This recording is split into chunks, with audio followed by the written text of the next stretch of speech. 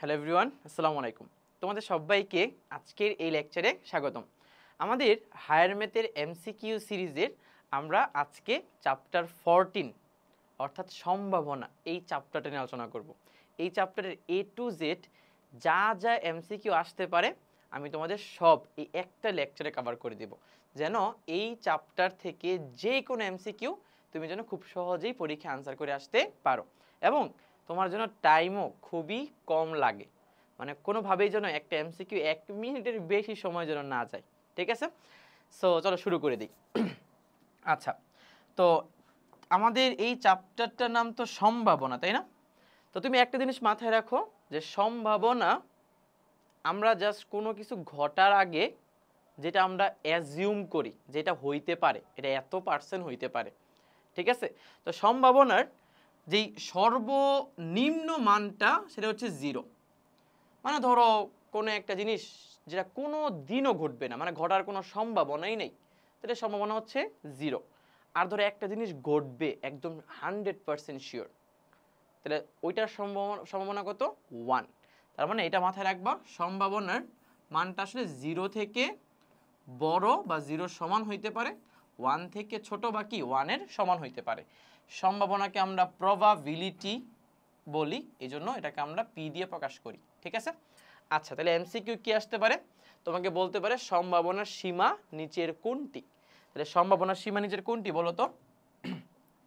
0 থেকে শুরু হবে, 1 পর্যন্ত হবে। অনেকেই কিন্তু আমরা এইটাও আনসার করে আসি, বাট এটা কিন্তু হবে না। 0 হইতে পারে, 1ও হইতে পারে। 0 হবে কখন? যখন কোনো একটা ঘটনা অনিশ্চিত, যেটা ঘটার কোনো সম্ভাবনা নাই। যেমন ধরো সূর্য পশ্চিম দিকে ওঠে বা সূর্য উত্তর দিকে ওঠে, এটা ঘটার সম্ভাবনা নাই, তার মানে এটার অনিশ্চিত ঘটনা। নিশ্চিত ঘটনা যেমন সূর্য পূর্ব দিকে ওঠে, নিশ্চিত ঘটনা, এটার সম্ভাবনা কি 100%, মানে এটার সম্ভাবনা হবে 1। ঠিক আছে, আচ্ছা তো বলছে সম্ভাবনার সর্বোচ্চ মান কত? সম্ভাবনার সর্বোচ্চ মান হচ্ছে 1, এটা আমরা সবাই পারবো, রাইট? আচ্ছা, বলছে অসম্ভব ঘটনার মান সবসময় কত হয়? যেই ঘটনাটা কোনোদিন ঘটবে না সেই ঘটনাটার সম্ভাবনা সবসময় কত হবে? 0 হবে। ঠিক আছে, তিনটা জিনিস গেল। সো আমাদের টাইপ 1 থেকে আমাদের মেইন মানে কনসেপ্টটা শুরু। তো সম্ভাবনাটা কিন্তু আমরা সবাই ফর্মুলাটা কিন্তু জানি যে কোনো একটা ঘটনা যদি পি হয়, মানে সম্ভাবনা যদি পি হয়, তাহলে নিচে হয় কি বলতো? নিচে হয় হচ্ছে মোট ফলাফল, রাইট? নিচে হবে মোট ফলাফল আর উপরে হবে কি অনুকূল ফলাফল, তাই না ব্যাপারটা? তো আমরা প্রথমে যেই টপিকটা নিয়ে শুরু করতেছি বা টাইপ 1টা যেটা, সেটা হচ্ছে আমাদের ছক্কা নিক্ষেপ। ছক্কা নিক্ষেপ, তাই না? তো ধরো ধরো একটা ছক্কা যদি আমি নিক্ষেপ করি, একটা ছক্কা নিক্ষেপে বলো তো টোটাল তল কয়টা? টোটাল তল কিন্তু 6টা। একটা ছক্কা নিক্ষেপ ধরো, একটা ছক্কার মধ্যে 1 2 3 4 5 6 হবে, তাই না? তাহলে এখানে টোটাল নমুনা বিন্দুর সংখ্যা কয়টা বলো তো? 6টা, রাইট? বুঝতে পারি, তাই না? তল 6টা, তাই তো? তো খেয়াল করে দেখো, তোমাকে যদি একটা ছক্কা নিক্ষেপে নমুনা বিন্দুর কথা জিজ্ঞাসা করা হয়, নমুনা বিন্দু কয়টি, তাহলে তুমি সিম্পলি বলবা 6⁻1, দ্যাট মিনস 6। যদি ছক্কা নিক্ষেপ একটার জায়গায় 2টা হয়, তাহলে নমুনা বিন্দু হবে 6⁻2, দ্যাট মিনস 36টা।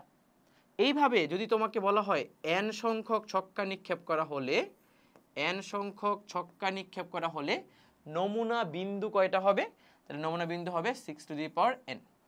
আর এই নমুনা বিন্দুই কিন্তু আমাদের মোট ফলাফল, মোট ফলাফল। আর ছক্কা নিক্ষেপে তোমার কোশ্চেন আসতে পারে কীরকম, যে মৌলিক সংখ্যা হওয়ার সম্ভাবনা, 4 আসার সম্ভাবনা, জোড় সংখ্যা হওয়ার সম্ভাবনা, এই ধরনের কোশ্চেনগুলো আসতে পারে, বুঝছো? তো আমরা কিছু কোশ্চেন এখানে দেখি ছক্কা নিক্ষেপে কী কোশ্চেন আসতে পারে। যেমন এখানে বলছে যে একটি ছক্কা নিক্ষেপে 4 না ওঠার সম্ভাবনা। তাহলে বলতে একটা ছক্কা নিক্ষেপে টোটাল ফলাফল কয়টা? 6টা। 1 2 3 4 5 6 যে কোনো একটা আসতে পারে। বলছে ছক্কা নিক্ষেপে 4 না ওঠার সম্ভাবনা। আচ্ছা বলতে একটা ছক্কা নিক্ষেপে 4 বাদে আর কি কি সংখ্যা উঠতে পারে? 1 2 3 5 6, আর 5টা সংখ্যা উঠতে পারে। তাহলে ওই 5টা সংখ্যা কিন্তু আমাদের অনুকূল ফলাফল, কারণ ওই 5টার একটা আসলেই 4 ওঠে নাই বলতে পারবো, রাইট? সো আমাদের অনুকূল ফলাফল কত? 5। সো আমাদের আনসার কত হবে? 5/6। মানে খুবই সিম্পল কোশ্চেন, মানে খুবই সিম্পল কোশ্চেন। বলছে একটি ছক্কা নিক্ষেপে যৌগিক সংখ্যা আসার সম্ভাবনা কত? তো আমরা জানি কি একটা ছক্কা নিক্ষেপে মোট ফলাফল কত? 6। এর মধ্যে যৌগিক সংখ্যা কে কে? 1 কিন্তু যৌগিক সংখ্যা না, 2ও কিন্তু না, 3ও না, 4 কিন্তু একটা যৌগিক সংখ্যা, 5ও হবে না, 6 একটা কি সংখ্যা? যৌগিক সংখ্যা। তাহলে একটা ছক্কা নিক্ষেপে যৌগিক সংখ্যা হচ্ছে টোটাল 2টি, 4 এবং কত? 6। তাহলে এই দুইটা হচ্ছে আমাদের অনুকূল ফলাফল, তাহলে অনুকূল ফলাফল হবে 2। তাহলে বলো এখানে কাটাকাটি করলে কত হয়? 1/3 হয়। তাহলে আমাদের আনসার হচ্ছে 1/3। বুঝতে পারছো? দেন কি বলছে? একটি ছক্কা নিক্ষেপে মৌলিক সংখ্যা আসার সম্ভাবনা। একটা ছক্কা নিক্ষেপে মৌলিক সংখ্যা কি কি হইতে পারে বলো তো? 2 হইতে পারে, 3 হইতে পারে, 5 হইতে পারে। অনেকে দাবি করে 1ও কিন্তু মৌলিক সংখ্যা, বাট না, 1 কিন্তু মৌলিক সংখ্যা হবে না। সো একটা ছক্কা নিক্ষেপে মোট ফলাফল 6টা, অনুকূল ফলাফল 3টা, 2, 3, 5। তো কাটাকাটি করলে আসবে 1/2। তাহলে আনসার হবে হাফ। আনসার হবে হাফ। বুঝতে পারছো? ক্লিয়ার? দেন কি বলছে? বলছে একটি ছক্কা একবার নিক্ষেপ করা হলে মৌলিক সংখ্যা অথবা 3 দ্বারা বিভাজ্য সংখ্যা হওয়ার সম্ভাবনা কত? আচ্ছা বলো তো মৌলিক সংখ্যা কি কি আছে? মৌলিক সংখ্যা আছে 2, 3 এবং কি 5, তাই না? অথবা 3 দ্বারা বিভাজ্য, মানে যে কোনো একটা হইলেই চলবে। তো 3 দ্বারা বিভাজ্য কি কি আছে? 3 এবং 6 আছে, রাইট? তাহলে বলো তো হয় মৌলিক সংখ্যা হবে অথবা 3 দ্বারা বিভাজ্য, একটা হইলেই হবে। তাহলে বলো তো এখানে টোটাল সংখ্যা কয়টা? টোটাল সংখ্যা কি এখানে 5টা নাকি 4টা? 4টা, কারণ 3 কিন্তু 2 বার। তো 3 তো মানে 2 বার তো আমরা কাউন্ট করতে পারবো না, রাইট? এখানে 2 মৌলিক সংখ্যা, 3 মৌলিক সংখ্যাও, আবার 3 দ্বারা বিভাজ্য সংখ্যাও হইতে পারে, সমস্যা নেই। 5 আর 6, তার মানে আমাদের মোট ফলাফল হচ্ছে 6টা। তার মধ্যে মৌলিক সংখ্যা অথবা 3 দ্বারা বিভাজ্য সংখ্যা যে কোনো একটা আসলেই হবে আমাদের অনুকূল ফলাফল, রাইট? সো অনুকূল ফলাফল এখানে হবে 4টা, 1, 2, 3, 4।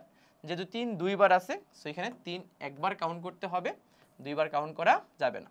তার মানে এখানে কি 4/6 মানে কি বলো তো? 2/3, 2/3। তাহলে অথবা মানে জানো কি? অথবা মানে হচ্ছে হয় এইগুলা অথবা এইগুলা, যে কোনো একটা হইলেই চলবে। তোমাকে আমি যদি বলি এইটা অথবা এইটা, যে কোনো একটা দিলেই চলবে, তার মানে যে কোনো একটা হইলেই হয়েছে, তাই না? তোমাকে আমি যদি বলি এইটা এবং এইটা দিলেই হবে, তার মানে দুইটাই দেওয়া লাগবে, এবং মানে দুইটার মধ্যে থাকতে হবে, ঠিক আছে? আচ্ছা কি বলছে? একটি ছক্কায় একবার নিক্ষেপ করা হলে প্রাপ্ত সংখ্যাটি জোড় এবং 3 দ্বারা বিভাজ্য হওয়ার সম্ভাবনা কত? এবং এবার কিন্তু এখানে বলছে জোড়ও হইতে হবে, 3 দ্বারা বিভাজ্য হইতে হবে। তাহলে এবং মানে হচ্ছে দুই জায়গায় থাকতে হবে, মানে ইন্টারসেকশন বা কমন পয়েন্ট যেগুলা। তাহলে বলো তো নরমালি জোড় সংখ্যা কে কে ছক্কা নিক্ষেপে? 2, 4, 6। আবার একটা ছক্কা নিক্ষেপে 3 দ্বারা বিভাজ্য সংখ্যা কি কি হইতে পারে? 3 এবং 6। তার মানে জোড়ও হইতে হবে এবং 3 দ্বারা বিভাজ্য হইতে হবে। তাহলে বলো তো দুইটারই কমন পয়েন্ট কে? দুইটারই কমন পয়েন্ট কিন্তু 6, যে কিনা একই সাথে জোড় সংখ্যা এবং সে কিনা 3 দ্বারা বিভাজ্য সংখ্যা, রাইট? বাকি একটাও কিন্তু হবে না, তাই না? তাহলে আমাদের মোট ফলাফল হচ্ছে 6, কিন্তু আমাদের অনুকূল ফলাফল কয়টা? একটা, সেটা হচ্ছে শুধুমাত্র 6, যে হয় জোড় সংখ্যা আসে অথবা 3 দ্বারা বিভাজ্য, মানে এবং 3 দ্বারা বিভাজ্য দুইটাই হবে, রাইট?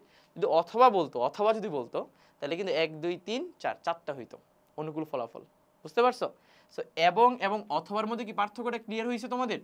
এবং মানে কমন পয়েন্ট দুই জায়গায় থাকতে হবে, আর অথবা মানে হচ্ছে যে কোনো এক জায়গায় থাকলেই হবে, সবগুলো অনুকূল ফলাফল হয়ে যাবে, ঠিক আছে? এখানে কি বলছে? একটি নিরপেক্ষ ছক্কা নিক্ষেপ করা হলেও প্রাপ্ত সংখ্যাটি জোড় কিন্তু 6 দ্বারা বিভাজ্য হওয়া যাবে না। আচ্ছা জোড় সংখ্যা কি কি আছে?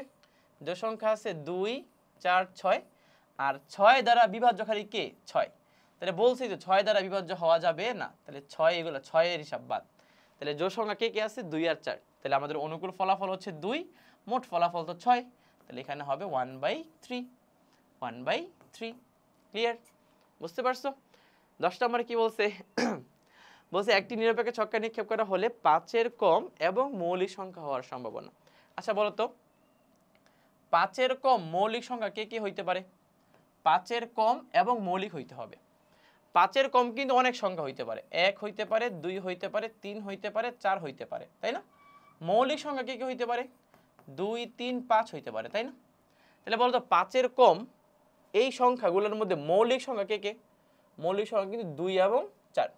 তাহলে আমাদের অনুকূল ফলাফল দুই এবং তিন, অনুকূল ফলাফল দুই এবং তিন, যারা কিনা একই সাথে পাঁচের কম এবং তারা একই সাথে মৌলিক সংখ্যা, রাইট?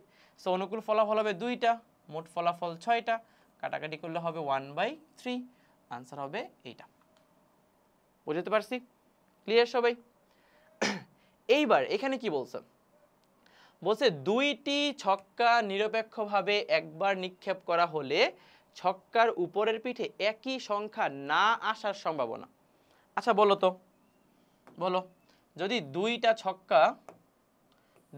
ছক্কা তোমার কাছে থাকে, তাহলে একই পিঠ মানে এখানে 1 আসলে এখানেও 1 আসবে, এখানে 2 আসলে এখানেও 2 আসবে, এখানে 3 আসলে এখানেও 3 আসবে, এখানে 4 আসলে এখানেও 4 আসবে, এখানে 5 আসলে এখানেও 5 আসবে, এখানে 6 আসলে এখানেও 6 আসবে, রাইট?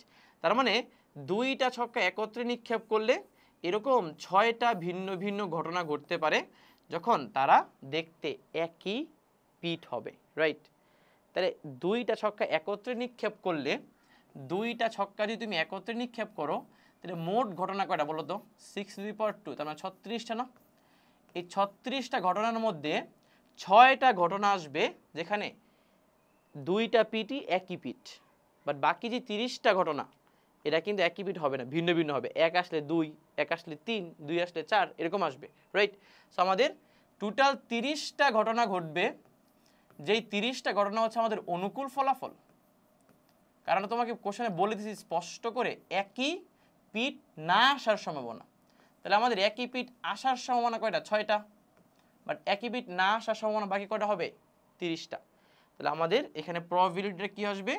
মোট ফলাফল 36, আমাদের অনুকূল ফলাফল হচ্ছে 30। বুঝতে পারছো? ক্লিয়ার? এই যে 1 1 2 2 3 3 4 4 5 5 6 6 এগুলো না হয়ে বাকি যে কোনো 30টার মধ্যে একটা হইলেই চলবে। তাহলে এখানে কাটাকাটি করলে কত হয় বলো তো? এখানে 6 দিয়ে কাটাকাটি করলে হয় 5/6, 5/6, এটা বুঝে গেছে? ক্লিয়ার? নেক্সট যাই।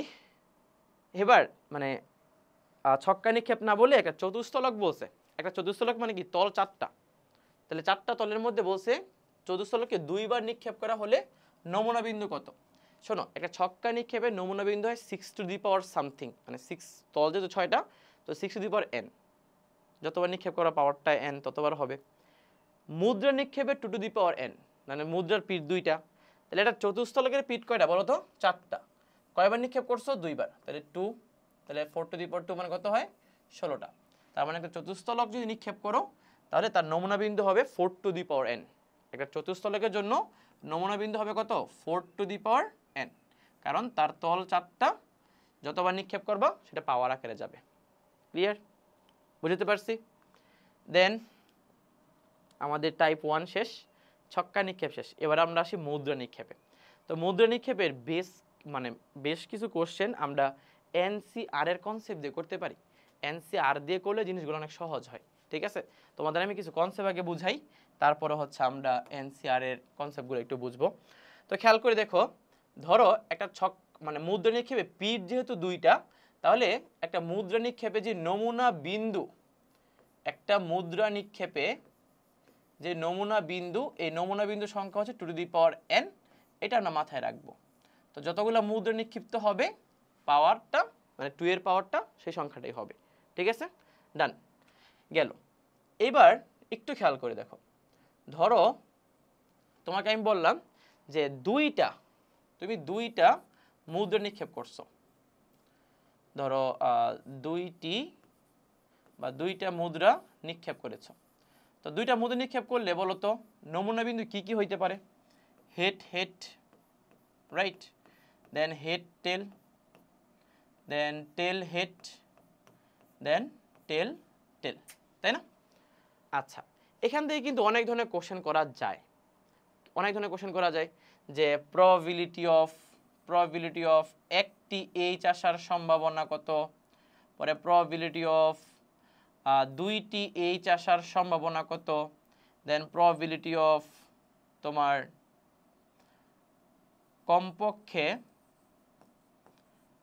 কমপক্ষে একটি এইচ আসার সম্ভাবনা কত। আমি জাস্ট এইচ দিয়ে করতেছি, সেম টু সেম টি এর ক্ষেত্রে চলবে। আবার প্রবাবিলিটি অফ বড় জোর একটি এইচ আসার সম্ভাবনা কত, তাই না? তো তুমি খেয়াল করে দেখো প্রবাবিলিটি অফ একটি এইচ, আগে বলো তো নিচে। সো তোমাকে যদি এটা বলা হয় যে একটি এইচ, তার মানে এখানে মোট ফলাফল কয়টা? মোট ফলাফল হচ্ছে 4টা, তাই না? এর মধ্যে একটি এইচ আছে কয়টাতে বলো তো? 2টাতে।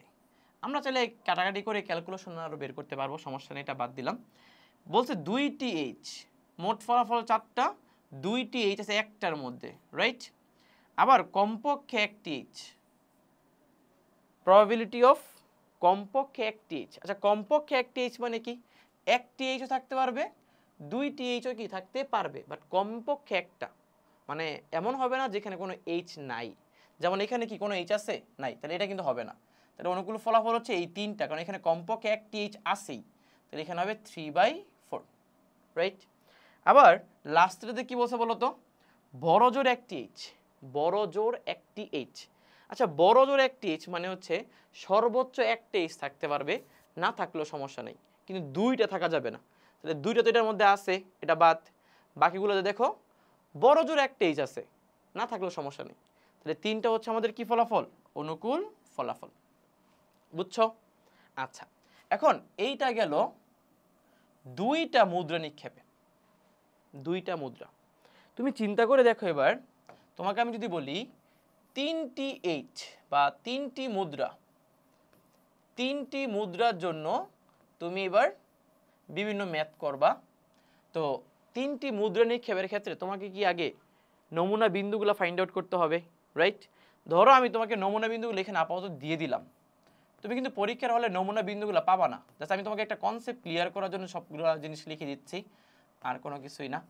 তো এখানে ধরো হচ্ছে নমুনা বিন্দুগুলো এরকম হবে এইচ টি টি, আবার তোমার T H H, T H T, T T H, T T T. তাহলে 3টা মুদ্রা নিক্ষেপের ক্ষেত্রে নমুনা বিন্দু হচ্ছে 8টা, রাইট?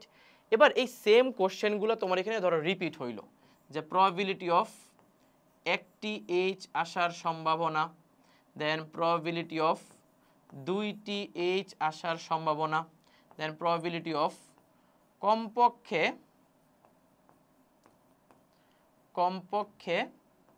একটি এইচ আসার সম্ভাবনা, দেন প্রবাবিলিটি অফ বড় জোর একটি এইচ আসার সম্ভাবনা। ঠিক আছে, সেম কোশ্চেনগুলো আসলো, তাও তুমি এখানে আনসার করে আসতে পারবা। কেমনে আনসার করবা একটু বলো দেখি, বলো। টোটাল 3টা মুদ্রা নিক্ষেপে মোট ফলাফল কয়টা? 8টা। তাহলে প্রত্যেকটা নিচে কিন্তু 8ই হবে, রাইট? মোট ফলাফল কয়টা? 8টা। তাহলে প্রত্যেকটার নিচে 8 হবে, কারণ 2 টু দি পাওয়ার 3। এবার বলছে একটি এইচ আসার সম্ভাবনা। তুমি খেয়াল করে দেখো যে একটি এইচ কয়টাতে আছে? এখানে একটা আছে একটি এইচ, এখানে একটা আছে, এখানে একটা আছে। তাহলে 3টার মধ্যে মাত্র একটা এইচ আছে, তাহলে এখানে হবে তোমার 3, রাইট? বলছে 2টি এইচ আসার সম্ভাবনা। আচ্ছা 2টি এইচ কয়টার মধ্যে আছে? একটার মধ্যে, 2টার মধ্যে, 3টার মধ্যে। তাহলে 2টি এইচ আছে 3টাতে। বলছে কমপক্ষে একটি এইচ আসার সম্ভাবনা, কমপক্ষে একটি এইচ। কমপক্ষে একটি মানে কি? একটিও হইতে পারে, 2টিও হইতে পারে, 3টিও হইতে পারে, রাইট? তাহলে এখানে এইচ আছে, এখানেও এইচ আছে, এখানেও এইচ আছে, এখানেও এইচ আছে, মানে কমপক্ষে একটা এইচ আছে। এখানেও আছে, এখানেও আছে, এখানেও আছে, তার মানে একটা বাদে বাকি সবগুলোতে আছে, রাইট? তাহলে এখানে কমপক্ষে একটি এইচ মানে হচ্ছে 7/8। বুঝা গেছে? এবার লাস্টে বলছে বড় জোর একটি এইচ। বড় জোর মানে সর্বোচ্চ একটা এইচ থাকতে পারবে, না থাকলেও সমস্যা নেই, বাট 2টা বা 3টা হওয়া যাবে না। 3টা আছে, 2টা আছে, 2টা আছে, এগুলো বাদ।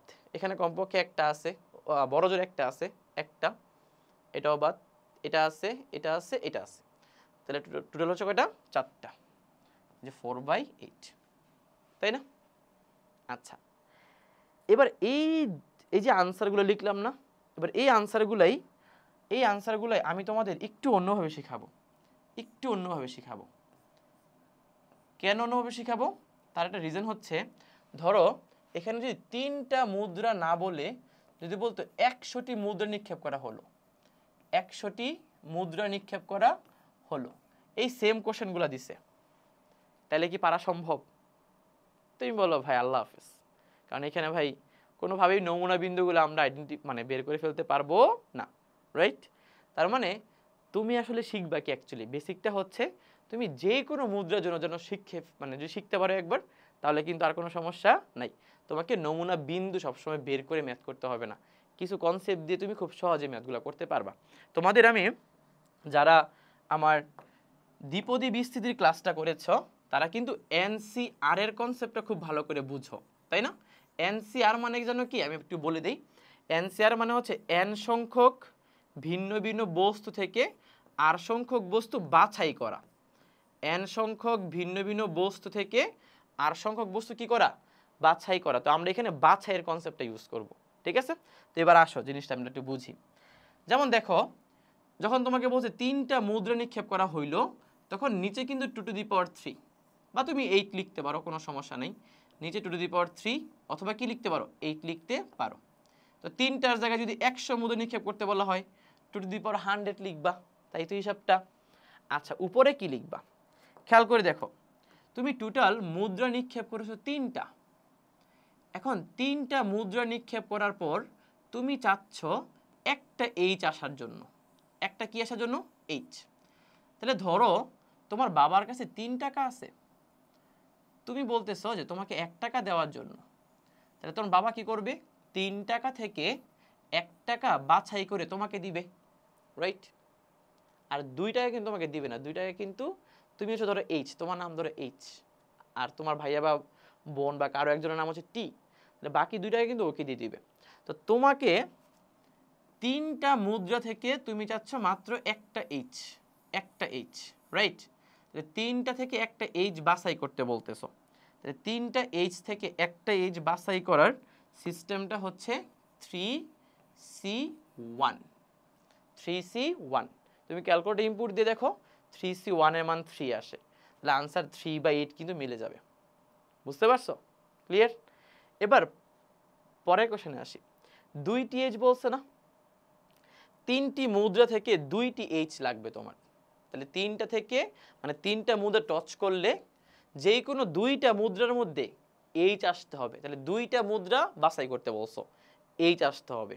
তার মানে এখানে তুমি লিখবা 3C2। তুমি ক্যালকুলেটর ইনপুট দিয়ে দেখো, 3C2 এর মানও 3 আসে, 3C2 এর মান কত আসে? 3 আসে। বুঝতে পারছো? এবার 3 নম্বরে আসি। কমপক্ষে একটি এইচ। কমপক্ষে একটি এইচ মানে হচ্ছে একটিও আসতে পারে, 2টিও আসতে পারে, 3টিও আসতে পারে। 3টা ঘটনা হয় একটা বাছাই করবা, অথবা 2টা এইচ বাছাই করবা, অথবা 3টে এইচ বাছাই করবা। আর অথবা মানে হচ্ছে প্লাস।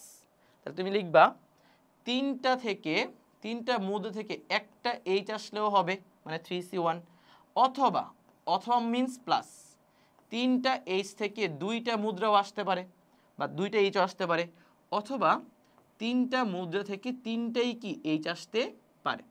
দেখবা এটার আনসার 3, এটাও 3, এটা 1, তাহলে 7, তাহলে 7/8, 7/8। বুঝতে পারছো? লাস্টেতে আসো, বড় জোর একটি এইচ। বড় জোর একটা এইচ মানে জানো কি? হয় একটাও না নইলে একটা, হয় একটাও না নইলে একটা। তার মানে 3টা মুদ্রা থেকে হয় তোমার কোনো এইচ দরকার নাই, অথবা 3টা মুদ্রা থেকে একটা আসলেও কি নেই, সমস্যা নাই। 3C0 মানে 1, 3C1 মানে 3, যোগ করলে 4 আসে। বুঝছো না বুঝো নাই? ক্লিয়ার? এই স্ট্রাকচারগুলো যদি তুমি শিখতে পারো, তাহলে তোমার আর প্রবাবিলিটি মানে ট্রি অথবা নমুনা বিন্দু এগুলা বের করা দরকার নাই, করতে পারবা। এবার আসো, এবার তোমাদের কনসেপ্ট বুঝাই। যদি এখানে 100 মুদ্রা দেয়া থাকতো, তাহলে এখানে 2^3 এর জায়গায় 2^100 লিখতা, এখানে 3C1 এর জায়গায় 100C1 লিখতা। বুঝতে পারছো? এখানে কি লিখতা? 100 লিখতা, এখানে 100C2 লিখতা, এখানে 100C1, 100C2, 100C3 লিখতা, এখানে 100 লিখতা, এখানে 100C3, 100C1 লিখতা, এখানে 2 টু দি পাওয়ার 100 লিখতা। বুঝে গেছে? যে কোনো ম্যাথ যদি এখন দেয় তুমি পারবা, যে কোনো ম্যাথ যদি দেয় উইথাউট প্রবাবিলিটি, মানে নমুনা বিন্দু বা প্রবাবিলিটি, তুমি যে কোনো ম্যাথ পারবা। ধরো তোমাকে বললো 10টা মুদ্রা নিক্ষেপ করা হইলো, 10টি মুদ্রা, তো 10টি মুদ্রা নিক্ষেপে তোমাকে যদি বলা হয় যে প্রবাবিলিটি অফ 60টি এইচ আসার সম্ভাবনা, তুমি কি লিখবা? নিচে লিখবা 2 টু দি পাওয়ার 10, উপরে লিখবা 10C7। 10টা মুদ্রা থেকে 7টা মুদ্রাতে এইচ আসতে হবে, তো 7টা মুদ্রা বাছাই করে এইচ আনতে হবে, তাহলে 10C7। বুঝা গেছে? কমপক্ষে বলো যে কোনো ম্যাথ আসুক পেরে যাবা, সহজ। ঠিক আছে, এবার আসো আমরা ম্যাথ করি। তো বলছে যে 5 টাকার 5টি মুদ্রা একত্রে নিক্ষেপ করো, নমুনা বিন্দু কত? ভাইয়া 2 to the power 5, 2 to the power 5, 2 to the power 5 মানে কয়টা? 32টা। 32টা হবে আনসার, সহজ। বলছে একটি মুদ্রা 3 বার নিক্ষেপ করা হলে বড় জোর একটি টি আসার সম্ভাবনা। তাহলে বলো 3 বার মানে কি? 2 to the power 3, 2 to the পাওয়ার 3 মানে 8। আর বড় জোর একটি টি, বড় জোর একটি টি মানে কি? একটাও আসতে পারে, না আসলেও সমস্যা নাই। তাহলে এখানে উপরে হবে কি?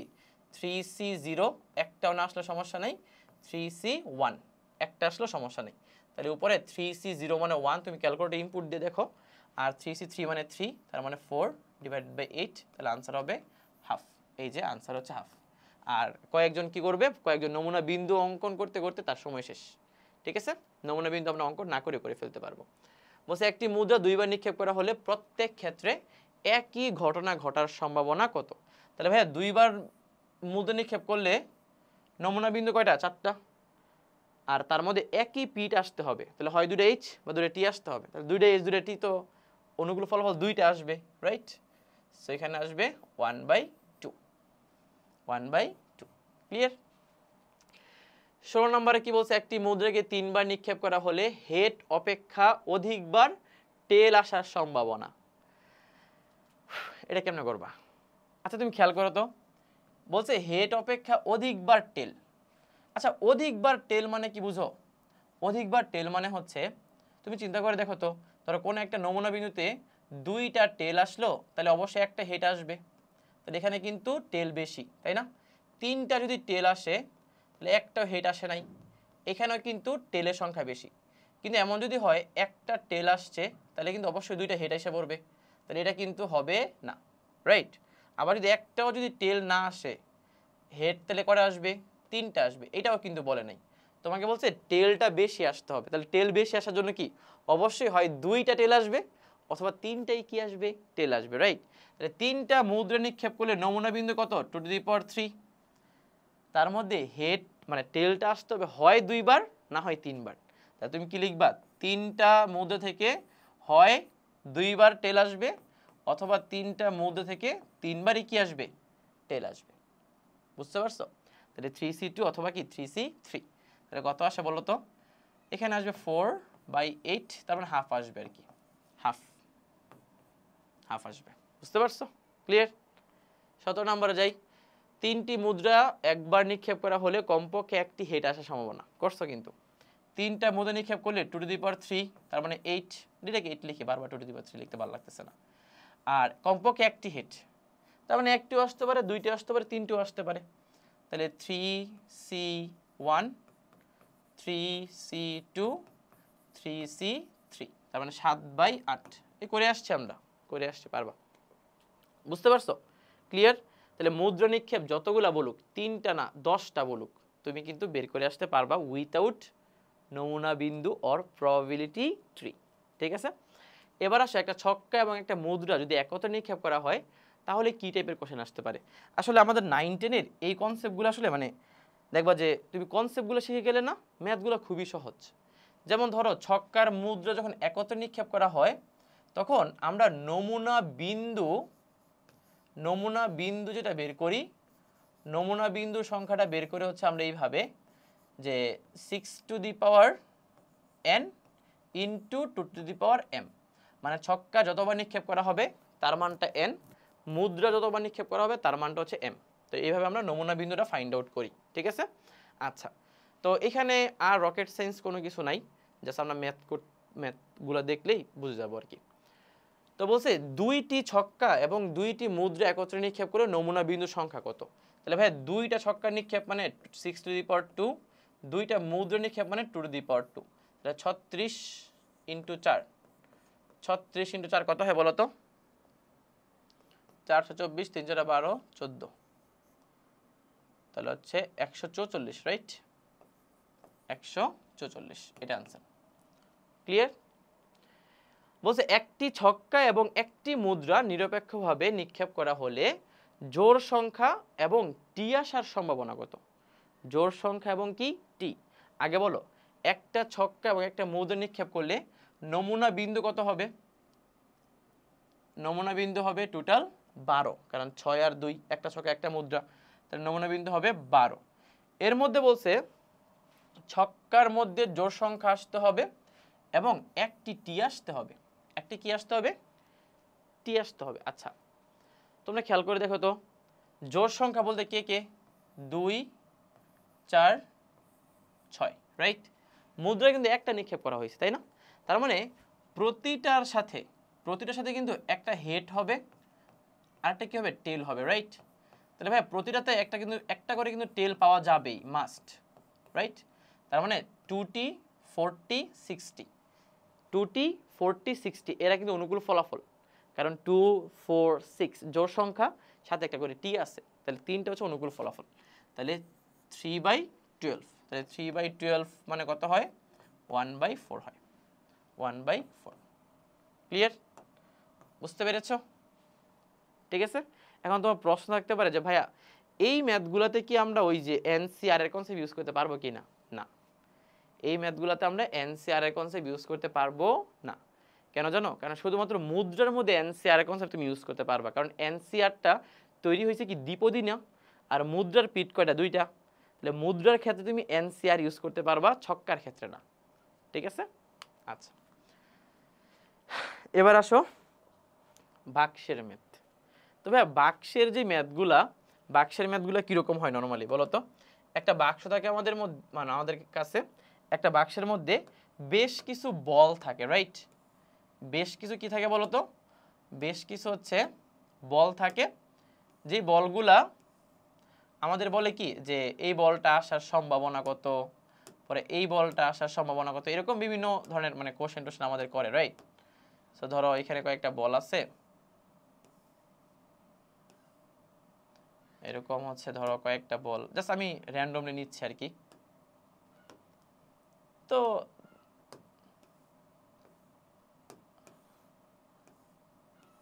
ধর এরকম কয়েকটা বল দেওয়া আছে, এরকম কয়েকটা বল দিয়ে তোমাকে বলবে যে দৈবভাবে একটি বল বাছাই করা হইলো বা নেওয়া হইলো, বলটি লাল হওয়ার সম্ভাবনা কত, লাল না হওয়ার সম্ভাবনা কত, লাল এবং নীল হওয়ার সম্ভাবনা কত, মানে এরকম কিছু কোশ্চেন টোশ্চেন করে, রাইট? সো এর মধ্যে একটি বল আসলে আমাদের কোনো ঝামেলা নাই, বাট ঝামেলা জানো কি? ঝামেলা হচ্ছে যদি তোমাকে বলা হয় দুইটি বল পরপর, দুইটি বল পরপর বাছাই করা হইল বা দুইটি বল পরপর তোলা হলো। তো ভাই দুইটি বল যখন পরপর তোলা হয় তখন এখানে টোটাল কেজ হয়ে যায় 2টা। একটা কেজ হচ্ছে সেই ক্ষেত্রে আমরা যে প্রথম যে বলটা তুলবো এটা কি আবার প্রতিস্থাপন করব, প্রতিস্থাপন করে, অথবা আরেকটা কেজ হচ্ছে প্রতিস্থাপন না করে, প্রতিস্থাপন করে, এবং আরেকটা কেস কি প্রতিস্থাপন না করে। এই 2টা কেস আমাদের মধ্যে চলে আসে, বুঝতে পারছো? যেমন, এবং ধরো তোমাকে একটা কোশ্চেন বললো যে পরপর 2টা বল তোলা হইলো, বললো যে প্রতিস্থাপন করে, প্রতিস্থাপন কি করে। তো তুমি খেয়াল করে দেখো, তুমি যখন প্রথম বলটা তুলবা মানে P1 মানে প্রথম প্রবাবিলিটি তুলবা, প্রথম বলটা তুলবা, তাহলে P1 দিয়ে প্রকাশ করলাম। দ্বিতীয় ঘটনা যখন তুলবা P2, অবশ্যই এদের মধ্যে গুণ করতে হয়, কারণ পরপর 2টা ঘটনা তুমি একসাথে করতেছো না এবং ইউজ করতেছো মাঝখানে, যে পরপর 2টা বল তোলা মানে কি প্রথম বল তুলছো এবং দ্বিতীয় বল তুলছো এবং দ্বিতীয় বলটা তুলছো, দ্বিতীয় বল তোলা মানে কি এবং ইউজ করতেছো না, এবং মানে গুণ, এটা মাথায় রাখবা। সেটা প্রতিস্থাপন করে হোক কিংবা প্রতিস্থাপন না করে হোক। ঠিক আছে, খুবই সিম্পল। যদি তোমার প্রতিস্থাপন করে বলা হয় তার মানে একটা বল তোলার পর বলটা আবার পুনরায় এখানে রাখা হয়েছে। আর যদি প্রতিস্থাপন না করে বলা হয় বলটা তোলার পর বলটা সাইড করে রাখা হয়েছে, এখানে ভিতরে আর কিন্তু ওই বলটার নিক্ষেপ করা হয় নাই, নিক্ষেপ না করেই নতুন করে আবার এখান থেকে একটা বল তোলা হয়েছে, বাট ওই বলটা কিন্তু রাখা হয়নি। সো একটা হচ্ছে প্রতিস্থাপন করে আর একটা হচ্ছে প্রতিস্থাপন কি না করে। বুঝা গেছে? আচ্ছা, সো আমরা জাস্ট এটা একটু মাথায় রাখবো যে দুইটা যদি বল নিক্ষেপ করতে বলা হয় তাহলে আমরা খেয়াল রাখবো প্রতিস্থাপন করে বলছে নাকি না করে বলছে। আর যেখানে যেহেতু ঘটনা দুইটা সেখানে মাঝখানে অবশ্যই আমাদের কি করতে হবে, গুণ দিতে হবে। ঠিক আছে, ওকে। এবার আসে কি বলছে, বলছে একটি বাক্সে 6টি নীল বল আছে, 5টি সবুজ বল আছে এবং 7টি হলুদ বল আছে। বাক্সটি থেকে নিরপেক্ষভাবে একটি বল তোলা হলে তা সাদা হওয়ার সম্ভাবনা কত? আচ্ছা, এখানে কি কোনো সাদা বল আছে? তবে সাদা বল উঠতে পারবে? এটা অসম্ভব। তাহলে অসম্ভব ঘটনার সম্ভাবনা কত হবে? 0। বুঝছো, এইভাবে আমাদের মাঝে মাঝে ধোকা দেয়। ঠিক আছে, আমরা সাদা বল খুঁজেই পাবো না, এখানে সাদা বল নাই। ওকে, সো বলছে একটি থলিতে নীল বল আছে 10টি, সাদা বল আছে 14টি, কালো বল আছে 18টি। দৈবভাবে একটি বল বাছাই করা হলে বলটি নীল না হওয়ার সম্ভাবনা। আচ্ছা বলতো টোটাল বল কয়টা এখানে? টোটাল বল হচ্ছে এখানে 22 আর 10 32 42টা, রাইট? সো টোটাল বল হচ্ছে 42। তার মধ্যে বলছে নীল বল না হওয়ার সম্ভাবনা। নীল বল আছে 10টা, তাহলে নীল বল না হইতে চাইলে বাকি বল আছে কয়টা বলো তো? 32টা না? তাহলে 32টা হচ্ছে বাকি বলগুলো আছে, তাহলে বাকি বলগুলো হচ্ছে আমাদের অনুকূল ফলাফল, নীল বল হওয়া যাবে না, বাকিগুলো হইলেই চলবে। তো আমাদের এখানে কাটাকাটি করলে কত হয় বলো তো? 16 ডিভাইডেড বাই 21। তাহলে 16 ডিভাইডেড বাই 21 হচ্ছে ডি নাম্বারটা আনসার। বুঝা গেছে? সহজ কোশ্চেন।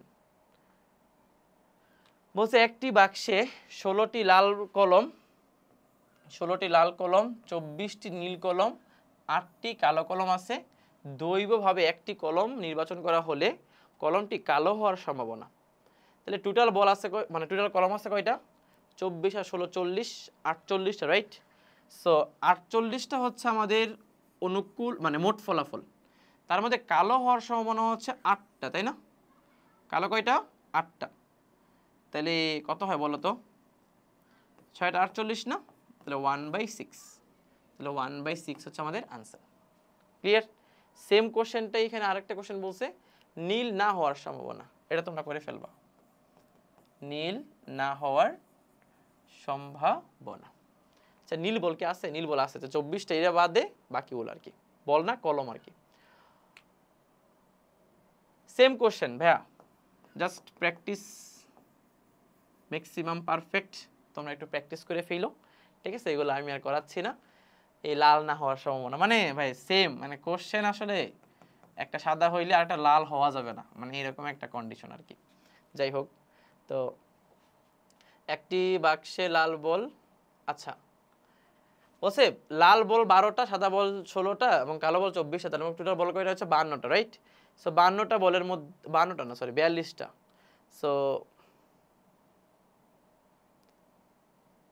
40 52টা, হ্যাঁ সরি 52টা বলের মধ্যে বলছে বলটি লাল বা সাদা হওয়ার সম্ভাবনা কত? লাল বা সাদা হওয়ার সম্ভাবনা কত? তাহলে বলো 52টা বল, 52টা বলের মধ্যে লাল বা সাদা বল মিলায় কয়টা আছে বলো তো? 28টা না? 28টা, রাইট? সো এখানে কাটাকাটি করলে কত হয়? 4 দিয়ে ভাগ করলে হয় 13, 4 দিয়ে ভাগ করলে 7, তাহলে 7/13 এই যে লাস্টের আনসার। ঠিক আছে, এগুলো পারবা। একটি ঝুড়িতে বল আছে, মার্বেল আছে, তোমরা আল্লাহর ওয়াস্তে ভাই আর করতে পারতেছে না, এগুলা একই কোশ্চেন। প্রতিস্থাপন করে না করে এগুলার কোনো ম্যাথ আমাদের আসলে বোর্ড পরীক্ষাগুলোতে আসে না, কারণ এগুলোতে টাইম লাগবে বেশি, এই জন্য আসে না। সেম এগুলো করে ফেলবা, এগুলা আর করতে চাচ্ছি না। এবার হচ্ছে টিকিট সংখ্যা। তো টিকিট সংখ্যা মানে কি? আমরা ধরো একটা মানে টিকিটের কোনো একটা আয়োজন করা হয়েছে যে লটারি দিবে, তো র্যান্ডমলি একটা টিকিট তুলে পরে লটারিতে পুরস্কার দেয়, তাই না?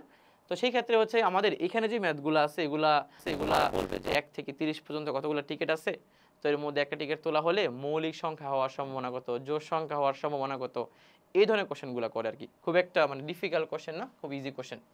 তো এখানে কি বলছে 40 টিকিটের মধ্যে 1 থেকে 40 পর্যন্ত ক্রমিক সংখ্যা দেওয়া আছে বা ক্রমিক নম্বর দেওয়া আছে। বলছে টিকিটগুলো ভালোভাবে মিশিয়ে দৈবভাবে একটি টিকিট তোলা হলে ক্রমিক নম্বরটি 40-এর গুণনীয়ক হওয়ার সম্ভাবনা কত? তাহলে মোট সংখ্যা হচ্ছে বা মোট ফলাফল 40টা, এর মধ্যে 40-এর গুণনীয়ক হইতে পারে কয়টা? খেয়াল করো তো, 40-এর গুণনীয়ক। আচ্ছা 40-এর গুণনীয়ক মানে কি? 1 × 40 বলা যায়, 2 × 20 বলা যায়, 4 × 10 বলা যায়, 5 × 8 বলা যায়। আমার মনে হয় না আর কোনো সংখ্যা আছে, তাই না? তাহলে টোটাল এখানে সংখ্যা হচ্ছে কয়টা? 8টা। তাহলে এই 8টা হচ্ছে 40-এর গুণনীয়ক। তাহলে আনসার হবে কত? অনুকূল ফলাফল 8টা, মোট ফলাফল 40টা। তাহলে আনসার হবে 1/5। 1/5 এই যে এই নাম্বারটাই আনসার। বুঝছো? ক্লিয়ার? ওকে। বলতে টিকিটগুলো ভালোভাবে মিশিয়ে দ্বৈভাবে যদি একটা টিকিট তোলা হয়, ক্রমিক নম্বরটি মৌলিক হওয়ার সম্ভাবনা। মৌলিক সংখ্যা বলো তো, মৌলিক সংখ্যা 1 থেকে 40-এর মধ্যে কয়টা আছে? বলো। 2, 3, 5, 7, পরে কত বলো? 11, 13, 17, 19, পরে কত? 23, 29, পরে কত? 31, 37, আরো আছে? 1 থেকে 10-এর মধ্যে মৌলিক সংখ্যা হচ্ছে 4, 4টা। 11 থেকে 20-এর মধ্যে মৌলিক সংখ্যা কয়টা? 4টা। 21 থেকে 30 পর্যন্ত মৌলিক সংখ্যা কয়টা? 2টা। 31 থেকে 40 পর্যন্ত মৌলিক সংখ্যা কয়টা? 2টা। 4, 4, 2, 2, 3, 2 এরকম জানি কি কি একটা ছিল আর কি 1 থেকে 100 পর্যন্ত। সো আমাদের এই জিনিসগুলো একটু মাথায় রাখতে হবে, ঠিক আছে? তাহলে এখানে টোটাল মৌলিক সংখ্যাটা আছে 12টা।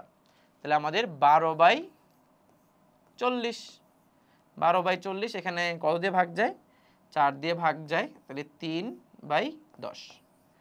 3/10 এটা আনসার। বুঝতে পারছি? ক্লিয়ার? সো টিকিটের কনফিউশন দূর হইলো। বলছে 10 থেকে 21 পর্যন্ত স্বাভাবিক সংখ্যাগুলো নিয়ে একটা দ্বৈভাবে নির্বাচন করা হলো। বলছে নির্বাচিত সংখ্যাটি 2 অথবা 3 দ্বারা বিভাজ্য হওয়ার সম্ভাবনা কত? 2 অথবা 3। 10 থেকে 21 পর্যন্ত তুমি খেয়াল করো, 10 থেকে, তাহলে 10, 11, 12, 13, 14, 15, 16, 17, 18, 19, 20, 21, 12টা সংখ্যা। অনেকে কিন্তু 10-এর পরের থেকে হিসাব করে বা 10 থেকে শুরু করতে বলছে। তাহলে টোটাল আমাদের অনুকূল ফলাফল কয়টা বলো তো? 12টা। অনুকূল ফলাফল কয়টা? 12টা। এর মধ্যে 2 অথবা 3 দ্বারা বিভাজ্য।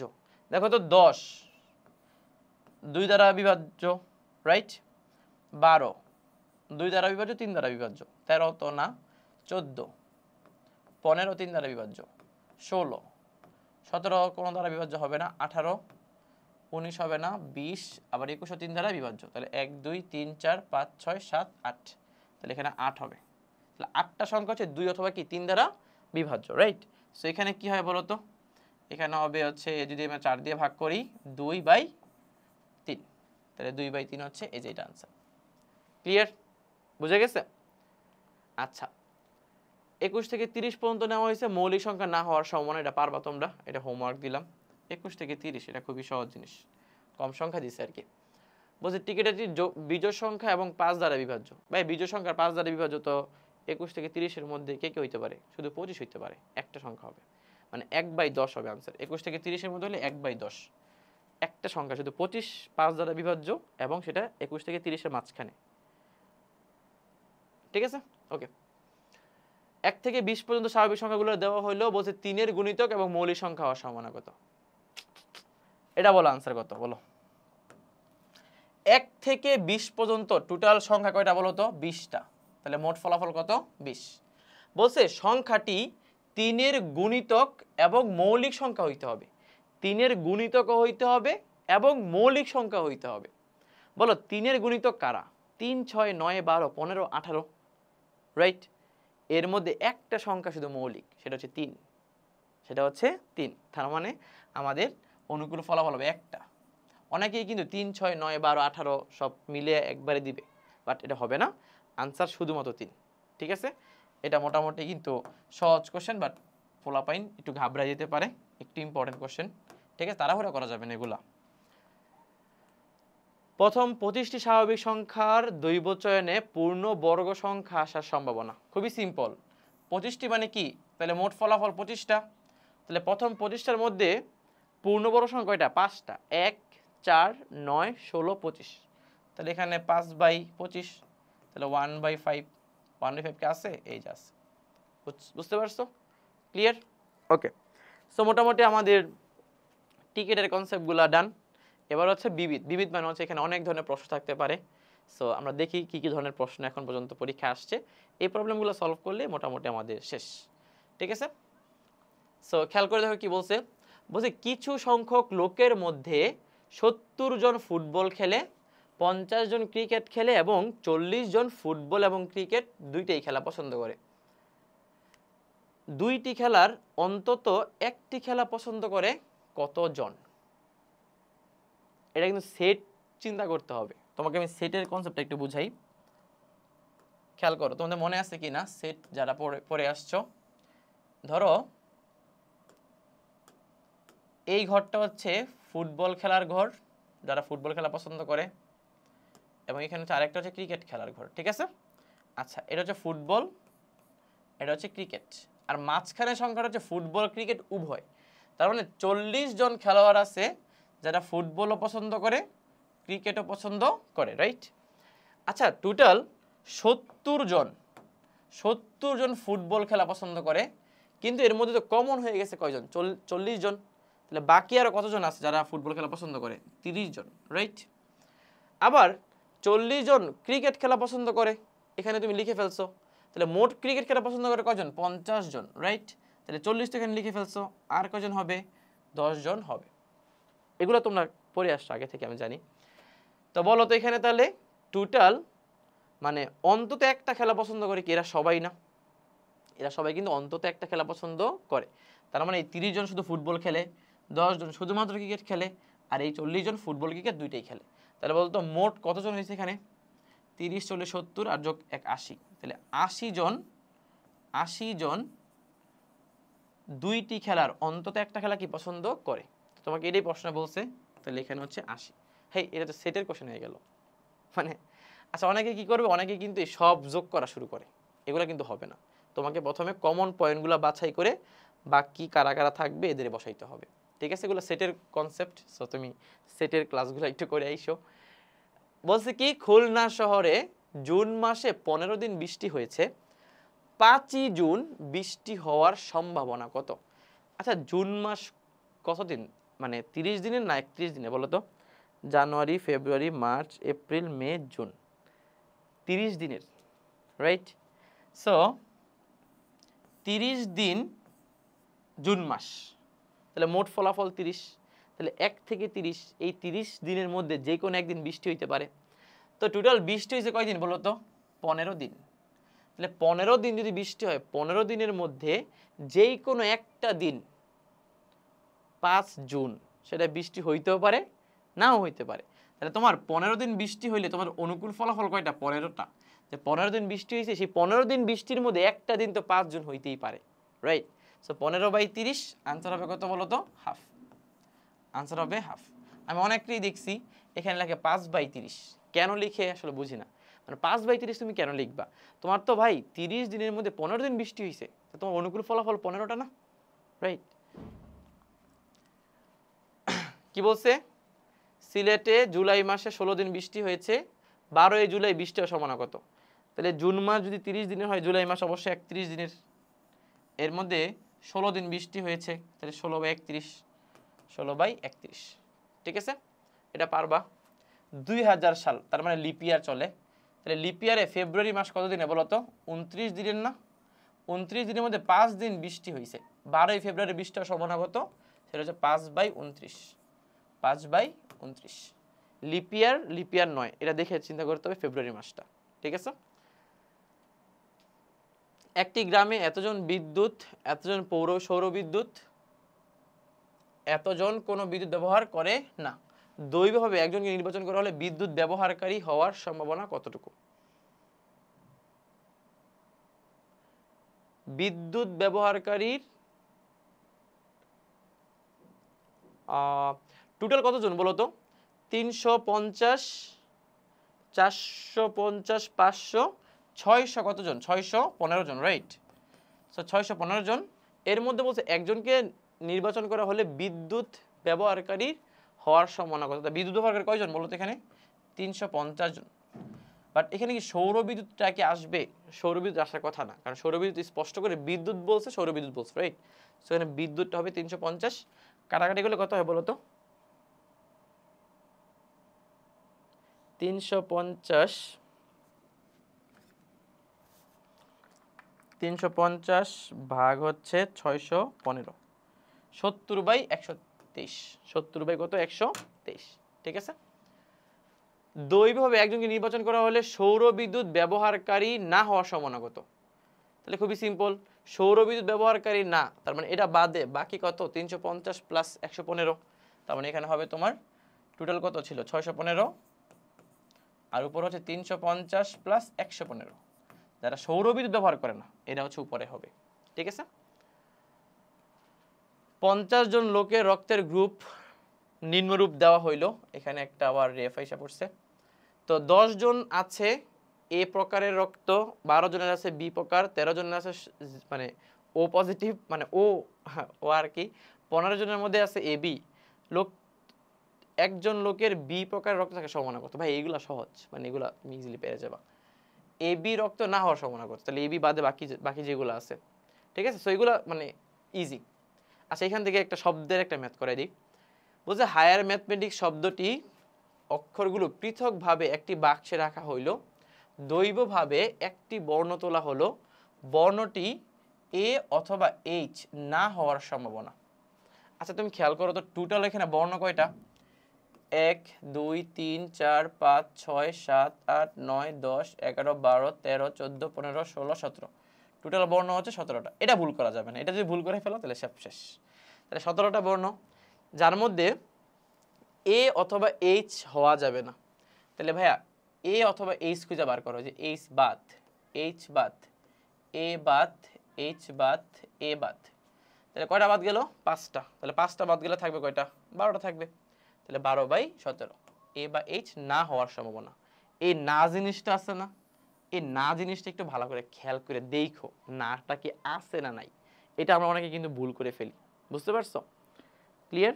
ওকে, সো এটা তোমরা নিজেরা একটু করে নিবা, হোমওয়ার্ক থাকলো। এবার আসো লাস্ট টাইপ, যাব কি যাব না। দেখো আমাদের এই টাইপটা, এই যে যাব কি যাব না, মনে আছে ওই যে আমাদের সৃজনশীলে আসে যে ঢাকা থেকে রাজশাহী খুব মানে বাসে যাওয়ার সম্ভাবনা কত, আবার রাজশাহী থেকে সিলেট ট্রেনে যাওয়ার সম্ভাবনা কত। তো আমরা কি করি, সম্ভাবনা যাওয়ার সম্ভাবনা কত আবার না যাওয়ার সম্ভাবনা কত, দুইটা বের করি না, রাইট? সো এই ম্যাথগুলো হচ্ছে এরকম। তো আমরা সবসময় দেখব যে ধরো ঢাকা থেকে, আমি সংক্ষিপ্ত আকারে লিখি, ধরো ঢাকা থেকে তোমাকে রাজশাহী বলছে, ধরো বাসে মানে বাসে যাওয়ার সম্ভাবনা বলছে 2/7, 2/7। তাহলে বলতো রাজশাহী থেকে মানে ঢাকা থেকে রাজশাহীতে, তাহলে বাসে 9, ধরো বাস প্রাইম দিলাম, তাহলে বাসে 9 না যাওয়ার সম্ভাবনা কত হবে? 5/7 হবে, তাই না? আবার ধরো রাজশাহী থেকে ধরো খুলনা, রাজশাহী থেকে ধরো খুলনা ট্রেনে যাওয়ার সম্ভাবনা তোমাকে বলে দিছে যে 1/3, তাহলে ট্রেনে না যাওয়ার সম্ভাবনা কত হবে? 2/3। তাহলে এখানেও সেম হবে, ট্রেনে যাওয়ার সম্ভাবনা 1/3, ট্রেনে না যাওয়ার সম্ভাবনা কত? 2/3, রাইট? সেটা কোথায়? খুলনাতে, তাই না? হিসাবটা তো তাই তো, রাইট? সো এই ধরনের কেসগুলোতে তোমার যে কোনো একটা রুটের সম্ভাবনা বের করতে বলবে। একটা রুট বলতে কি ভাইয়া, যে ঢাকা থেকে রাজশাহী বাসে কিন্তু খুলনায় ট্রেনে নয়, অথবা ঢাকা থেকে রাজশাহী বাসে আবার খুলনায় ট্রেনে, অথবা ঢাকা থেকে রাজশাহী বাসে নয় কিন্তু খুলনায় ট্রেনে, ঠিক আছে? তো যেই রুটেই কথা বলুক না কেন ওই রুটের সম্ভাবনাগুলো কি করে দিতে হবে? সিম্পলি গুণ করে দিতে হবে, সিম্পলি গুণ করতে হবে, ঠিক আছে? দেখি আমরা কি কি ম্যাথ আছে। বলছে রফিকের খুলনা থেকে রাজশাহী বাসে যাওয়ার সম্ভাবনা 4/5, তাহলে না যাওয়ার সম্ভাবনা কত? 1/5, রাইট? রাজশাহী হতে রংপুরে আবার ট্রেনে যাওয়ার সম্ভাবনা 6/7, না যাওয়ার সম্ভাবনা কত? 1/7, তাই না? বলছে রফিকের খুলনা হতে রাজশাহী বাসে না যাওয়ার সম্ভাবনা কত? মানে ওই যে বাসে না যাওয়ার সম্ভাবনা 1/5। এটা সহজ কোশ্চেন, মানে 2 নাম্বারটা আসলে দুইটা মিলাই দিবে আর কি। দেখো 2 নাম্বার কোশ্চেনে কি বলছে, রফিকের খুলনা হতে রাজশাহী বাসে, কিন্তু রাজশাহী হতে রংপুরে ট্রেনে নয়। তাহলে বলো খুলনা থেকে রাজশাহীতে বাসে যাওয়ার সম্ভাবনা কত? 4/5। তাহলে এখানে হবে 4/5 ইন্টু ট্রেনে নয়। বলো ট্রেনে যাওয়ার সম্ভাবনা কত? 6/7। ট্রেনে না যাওয়ার সম্ভাবনা তাহলে কত? 1/7। তাহলে হবে 4/35। 4/35। ক্লিয়ার না? ক্লিয়ার না? বুঝতে পেরেছো? মানে এগুলা ইজি কোশ্চেন, তুমি খুব ফাস্ট করে ফেলতে পারবা। যেমন এখানে দেওয়া আছে, অনেক কিছু দেওয়া আছে, একদম পুরো একদম তুলে দিয়েছে মাখন জিনিস। বলছে কুমিল্লায় বাসে নয়, সিলেট ট্রেনে। তাহলে ভাই কুমিল্লায় বাসে নয়, সিলেট হচ্ছে সিলেট ট্রেনে। গুণ করে দাও। বলো গুণ করলে কত হয়? উপরে 20, নিচে 7 নং 63। তাহলে 20/63। শেষ। ক্লিয়ার? বুঝছো? 3টি মুদ্রা নিক্ষেপের ক্ষেত্রে ভাইয়া এগুলা অনেকবার আমরা করছি, এগুলা ভাইয়া পারবা। লাল বল, নীল বল, ছক্কা নিক্ষেপ, মানে এগুলো এখন তোমার পারা উচিত। ঠিক আছে, এগুলো আমরা করে ফেলবো। সো মানে শেষ করতে যাচ্ছি আর কি, অনেকক্ষণ হয়ে গেছে মোটামুটি। তো তোমাদের আমি যেই কয়টা কনসেপ্ট শিখাইলাম, এই কয়টা কনসেপ্টের উপর বেসিস করেই কিন্তু ম্যাথগুলো হচ্ছে বা এমসিকিউগুলো হচ্ছে, রাইট? তোমাকে জাস্ট একটা জিনিস নিশ্চিত করতে হবে, সেটা হচ্ছে তুমি কত কম সময়ে এমসিকিউটা আনসার করতে পারো। বুঝা গেছে? সো ভাইয়া আমি এই লেকচারটা আপলোড করার পর এটার যেই এই ক্লাস নোটটা প্লাস হচ্ছে এটা একটা পিডিএফ যেন তুমি প্র্যাকটিস করতে পারো, দুইটাই আমি তোমাদের কমেন্ট বক্সে দিয়ে দিব। তোমরা অবশ্যই ক্লাসটা করার পর অবশ্যই প্র্যাকটিস করো বাসায়। সো প্র্যাকটিস যত করতে পারবা, যত করবা, তত তোমার এমসিকিউগুলো কি ইজি হবে।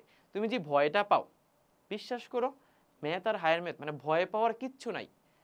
তুমি জাস্ট একটু প্র্যাকটিস করো, দেখবা ম্যাথ হায়ার ম্যাথ তোমার জন্য সবচেয়ে বেশি সহজ। ঠিক আছে? সো টেনশনের কিছু নাই, জাস্ট ক্লাস করো, বেসিকটা ক্লিয়ার করো এবং প্র্যাকটিস করো, তোমার কোনো ধরনের সমস্যা থাকবে না। সবাই ভালো থাকো, আল্লাহ হাফেজ।